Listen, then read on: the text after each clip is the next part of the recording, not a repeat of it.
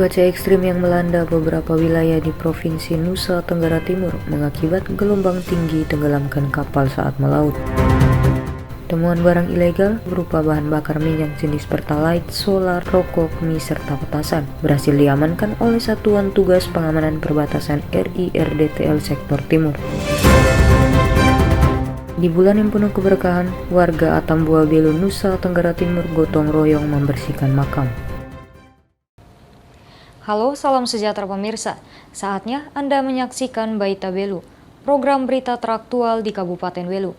Saya, Priska Rengi, akan menemani Anda hanya di Atambua TV.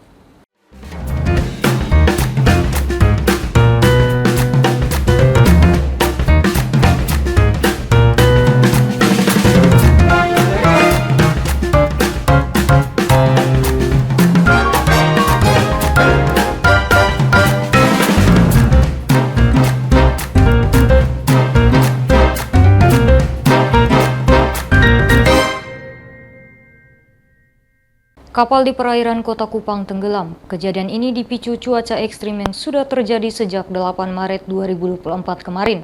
Dalam insiden tersebut, sedikitnya 36 penumpang kapal berhasil dievakuasi. Cuaca ekstrim melanda Provinsi Nusa Tenggara Timur. Peristiwa ini menyebabkan beberapa bangunan rusak, banjir, longsor hingga tenggelamnya kapal nelayan. Kepala Seksi Operasional dan Siaga Basarnas Kupang, Muhdar, menghimbau masyarakat untuk selalu waspada. Untuk himbauan terhadap masyarakat yang melakukan pekerjaan di laut maupun di darat agar mewaspadai terhadap situasi dan kondisi saat ini yang cukup ekstrim. Jadi selalu mengupdate perkembangan dari BMKG dan bila melaksanakan aktivitas di laut agar menggunakan APD seperti life jacket, pelampung, dan lain-lain sebagainya. Dalam insiden kapal tenggelam yang terjadi di perairan Laut Timur antara Pulau Kera dan Teluk Kupang, setidaknya ada 36 penumpang kapal yang berhasil dievakuasi dengan selamat oleh tim SAR gabungan. Jadi unsur-unsur yang terlibat pada saat pelaksanaan operasi SAR ada dari BRIMOB, ada dari Polair, ada dari Bakamla, ada dari Dinas Sosial, ada dari BPBD, dan dari masyarakat sekitar. Jadi selama pelaksanaan operasi SAR kita terkendala dengan cuaca yang buruk yaitu gelombang tinggi dan hujan deras. Basarnas Kupang mengimbau seluruh masyarakat, baik yang berada di pesisir, bantaran sungai maupun kepulauan, untuk selalu waspada terhadap cuaca ekstrim yang terjadi akhir-akhir ini. Dalam menghadapi cuaca ekstrim dan curah hujan yang cukup tinggi, Basarnas Kupang menyiagakan personil serta peralatan pendukung. Ini dilakukan untuk mengantisipasi hal-hal yang tidak diinginkan terjadi saat hujan dan angin kencang. Dari Kupang, Tim Liputan Timur TV melaporkan. Kondisi jembatan di Desa Numponi, Kecamatan Malaka Timur, Kabupaten Malaka mengalami kerusakan dan tak kunjung diperbaiki. Warga yang menggunakan kendaraan roda 2 terpaksa menggunakan jasa tandu motor untuk melewati arus sungai yang deras.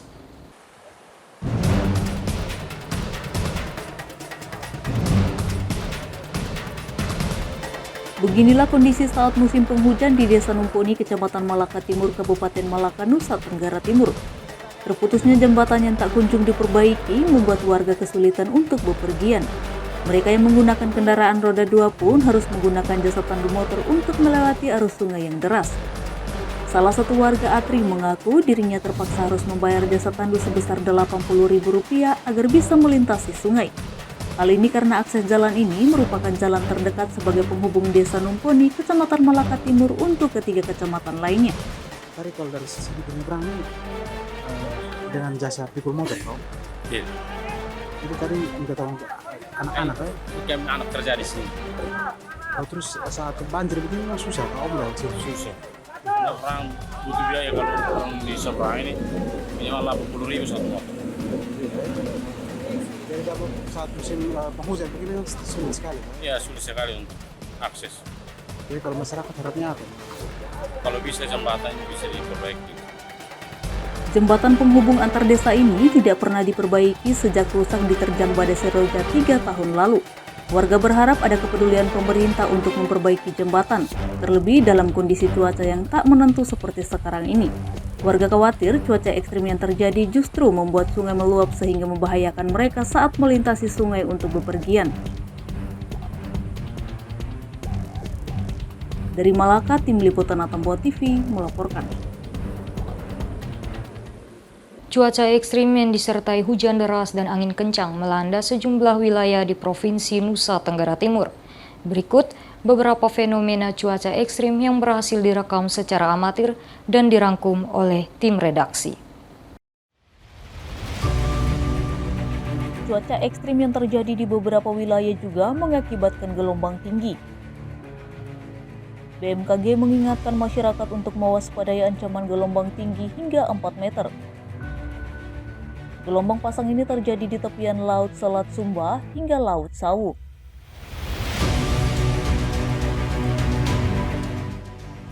Hujan deras yang mengguyur sejak Sabtu pagi hingga sore mengakibatkan tanah longsor di Desa Nualin, Kabupaten Belu, Nusa Tenggara Timur.